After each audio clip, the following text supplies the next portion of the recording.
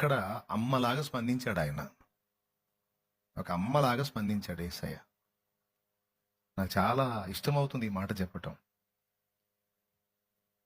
తల్లి వెళ్తా ఉంటే బిడ్డ నిలబడి 2 చేతులు పెద్దగా ఏడిస్తే పోగలిగిందా?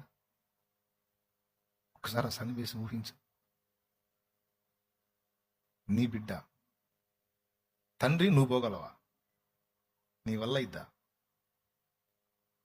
నీ బిడ్డ, నీ చిన్న బిడ్డ నిలబడి కేకలేస్తా నువ్వు వెళ్తా ఉంటే గుక్క పట్టింది అనుకో, గుక్క పట్టాడు అనుకో, నువ్వు అంత దూరం పోయి కూడా ఆ ఏడుపు నీ చెవిన పడిందంటే నీ వల్ల కాదు, నువ్వు పోవటం నీ వల్ల కాదు. ఆ తండ్రి గుండె అది. వెనక్కి రావాల్సిందే, నువ్వు వెనక్కి రావాల్సిందే. తల్లి అయితే అసలు కదలదు. తల్లి గుండె ఇంకా సెన్సిటివ్గా, సాధ్యమే కాదు.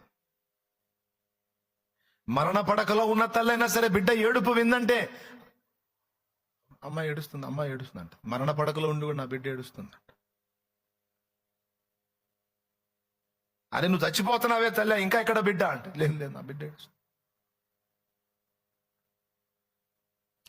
అమ్మ మనసు అది.